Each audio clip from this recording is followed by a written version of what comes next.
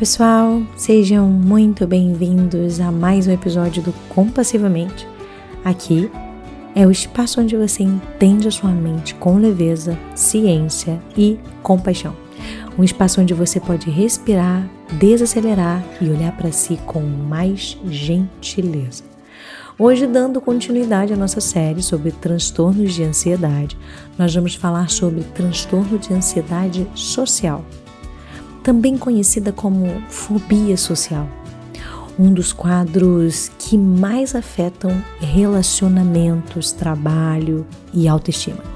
Se você sente medo de ser julgado, se preocupa excessivamente com o que os outros pensam sobre você ou evita situações sociais por insegurança, esse episódio pode fazer muito sentido para você.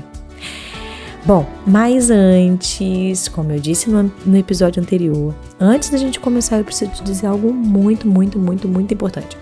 O transtorno de ansiedade social, assim como qualquer transtorno de ansiedade, só pode ser diagnosticado por um profissional de saúde mental. Um psicólogo, um médico, se possível, um psiquiatra. Este episódio não tem a intenção de te diagnosticar. Ele existe para trazer clareza, entendimento e acolhimento, para que você possa identificar padrões e, se fizer sentido, buscar uma avaliação profissional com segurança. Não é tão simples assim fechar um diagnóstico. Existem alguns pontos que precisam ser avaliados e apenas na percepção clínica consegue-se concluir, ok? Agora vamos lá, vamos juntos, tá? O que é o transtorno de ansiedade social? A ansiedade social, ela não é timidez ou introversão e muito menos fraqueza, tá? O transtorno de ansiedade social é um medo intenso e persistente de situações em que a pessoa pode ser observada, avaliada ou julgada pelos outros. É o medo de parecer inadequado, estranho, dizer algo errado, ser rejeitado, ser criticado, passar vergonha. E esse medo é tão grande que provoca um sofrimento profundo e muitas vezes leva a evitar situações importantes da vida. Como que a ansiedade social se manifesta? A ansiedade social, ela envolve 3 sistemas. O cognitivo, o que a mente faz, né? A pessoa pensa, vão reparar em mim, e se eu tremer? E se acharem que eu sou estranho? E se eu parecer burra? E se eu travar? E se falarem de mim depois? Esses pensamentos são automáticos e negativos. O foco está sempre em como será percebido. Percebeu? Bom, ponto 2. Físico, como o corpo reage. O corpo entra em alerta, principalmente quando existe uma exposição social. Então, taquicardia, tremores, mãos suadas, a voz fica trêmula, rubor facial, sensação de calor, tensão muscular, nós na garganta, sente como se tivesse um nó na garganta, boca seca, vontade de fugir. Esses sintomas fazem a pessoa acreditar que está aparecendo demais, o que intensifica ainda mais o medo. E aí, como que a pessoa age, né? Ela evita situações sociais, evita falar em público, evita reuniões, evita comer na frente dos outros, evita olhar nos olhos, fala baixo demais, revisa frases antes de falar, pede para outras pessoas falarem por ela, tenta se esconder no ambiente, chega atrasada ou sai cedo. E cada evitação reforça ainda mais o transtorno, ok? Qual a diferença de ansiedade social para vergonha? Sentir vergonha é humano, mas no transtorno o medo é intenso, é persistente, é excessivo, causa prejuízo e leva à evitação, paralisa, provoca sofrimento antes, durante e depois da situação e gera ruminação, muitos pensamentos pós as situações. Porque eu falei, todo mundo reparou, que vergonha, não era para eu ter falado aquilo, olha que eu falei besteira. É uma vergonha com a vida própria, ok? E como eu trouxe no transtorno de ansiedade generalizado, eu também quis trazer os critérios do Manual Diagnóstico Estatístico de Transtornos Mentais, tá? Então vamos lá. Primeiro, o medo intenso de situações sociais em que a pessoa pode ser observada ou avaliada. Isso significa que o desconforto não é só em estar entre pessoas, mas estar em uma situação onde qualquer ou alguém possa observar, analisar ou julgar. Pode ser fala em público, entrar em uma sala, participar de uma reunião, conhecer alguém novo e até comer na frente de outras pessoas, como eu já falei. O segundo critério, medo de agir de um jeito que pareça inadequado ou que gere vergonha. Então a pessoa teme parecer estranha, falar algo errado, gaguejar, ficar vermelha, suar, tremer e não saber o que dizer. O medo não é apenas da situação em si, é do julgamento sobre como ela aparece naquela situação. 3. Terceiro critério. As situações sociais quase sempre provocam ansiedade imediata. Não é um desconforto variável, é uma resposta quase que automática, um alarme que dispara assim que a pessoa vê que está diante de uma interação social. O quarto critério, a pessoa evita situações ou enfrenta com sofrimento significativo. Então, o que isso significa? Ou ela foge das situações, né? Não participa, não liga a câmera, que é bem comum, não entra nas reuniões, não conversa, ou ela vai, mas ela acaba experimentando grande sofrimento, tensão, vergonha, medo, ok? Então, nesse ponto aqui, no quarto critério, a evitação aqui é muito característica, ela acaba reforçando o quadro, né? Quinto critério, o medo é desproporcional ao risco real, ou seja, a reação emocional é muito maior do que a situação pede, tá? É porque a pessoa ela sofre como se estivesse em risco, mesmo quando a situação cotidiana é segura, entende? Então, o marco clínico é essa desproporcionalidade. Bom, sexto, o medo, a ansiedade ou a evitação duram pelo menos 6 meses. Sétimo, os sintomas causam sofrimento significativo ou prejuízo na vida. Isso significa que a ansiedade atrapalha relacionamentos, trabalho, estudo, oportunidades, vida social e a autoestima, ok? Não é explicado por substâncias, condições médicas ou outro transtorno, tá? Então, de uma forma simples, o DSM-5 descreve a ansiedade social como um medo intenso e persistente de ser julgada, avaliada ou rejeitada em situações sociais. Esse medo gera ansiedade automática. Então, automaticamente leva a pessoa a buscar evitação, dura pelo menos 6 meses e causa prejuízo real na vida e não se explica por outra condição, ok? É mais do que timidez, é um sofrimento profundo que merece cuidado, ok?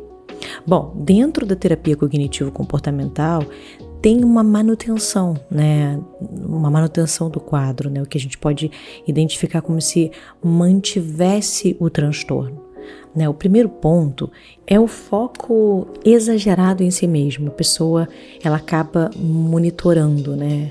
Como eu estou? Será que percebem meu tremor? Será que a minha voz está estranha?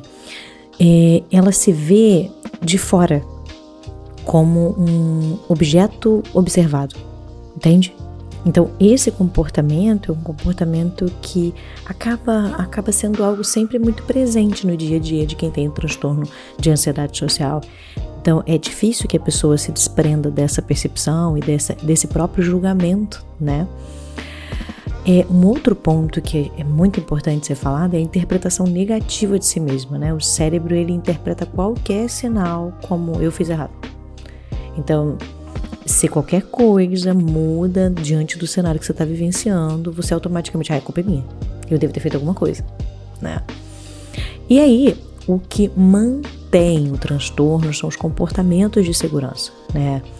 Olhar para baixo, falar rápido, evitar situações, usar o celular para parecer ocupado, concordar com tudo, ficar no canto do ambiente, evitar estar nos eventos sociais, fugir, né, de algumas situações, de não responder, de não aparecer. Geralmente uma pessoa que tem não especificamente somente do transtorno, porque outras pessoas podem ter esses comportamentos e não ter o transtorno. Então, assim, todos os comportamentos acho que é importante verificar. Mas às vezes você pode falar assim, eu sou uma pessoa que olho muito para baixo, eu sou uma pessoa que evita algumas situações, e não necessariamente você fecha critério para esse diagnóstico. Por isso que é muito importante que, se você percebe algum ponto aqui que chama a sua atenção e que você percebe, caramba, acho que isso é algo que acontece comigo, eu acho que eu faço isso, acho que realmente me traz muito prejuízo nas minhas relações, então esse episódio te ajudou a entender que você precisa buscar uma avaliação, ok? Bom, eu trouxe aqui também exemplos do dia a dia para gerar a identificação. E aí talvez você se reconheça em situações como, por exemplo, pensar por horas antes de enviar uma mensagem. Entenda isso. Isso não significa que você tem o transtorno, tá? Isso pode ser um indicativo, pode te trazer luz. Esse comportamento pode ser um sinal, mas não significa que você feche o quadro.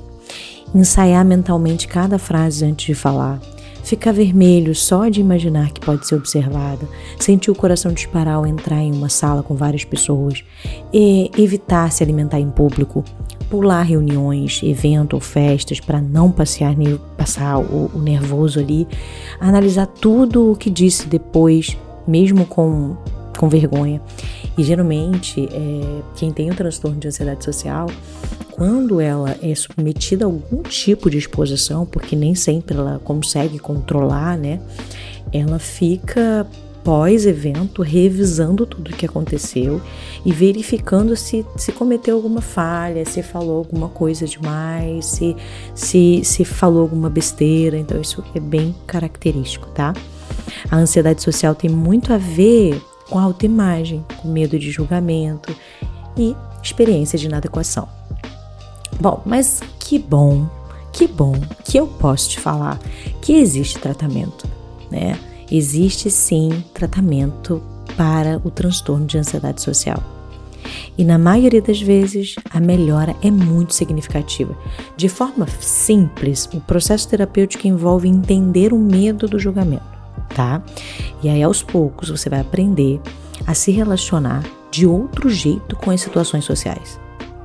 Primeiro vem a psicoeducação. Você primeiro aprende sobre o que sente, esse medo tão forte de ser avaliado, de parecer inadequado, de agir de um jeito que outras pessoas possam julgar. Quando você entende esse medo e entende que esse medo não é frescura, nem é só timidez, mais uma resposta de proteção, tá? Você começa a compreender que é uma resposta de proteção. Depois a terapia ela vai ajudar você a olhar com mais cuidado para a história que a sua mente cria essas situações, né? A ansiedade social costuma carregar pensamentos como: vão reparar em mim, vou fazer algo errado, eu vou passar vergonha. E o tratamento ajuda a flexibilizar essas interpretações, tá? Deixando de tratá-las como verdades absolutas, ok? Um outro ponto importante é aprender a tirar o foco de si mesmo.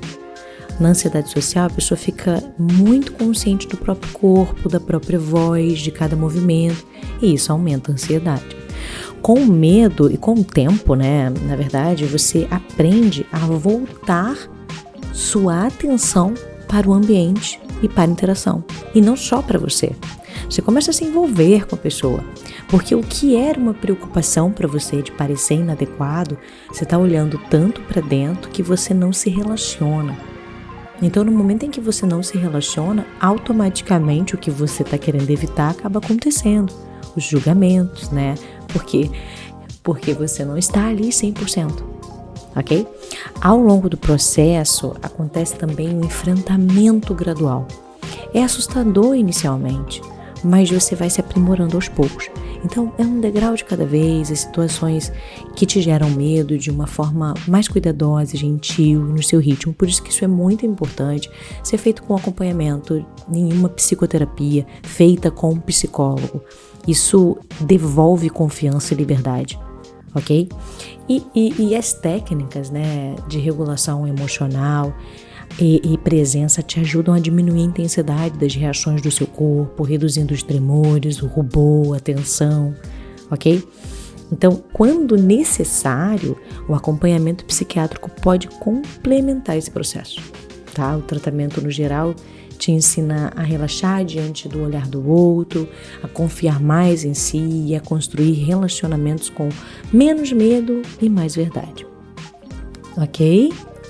Bom, se você reconheceu aqui, se você se percebeu, se você se reconheceu nesse lugar, por favor, escute isso com carinho.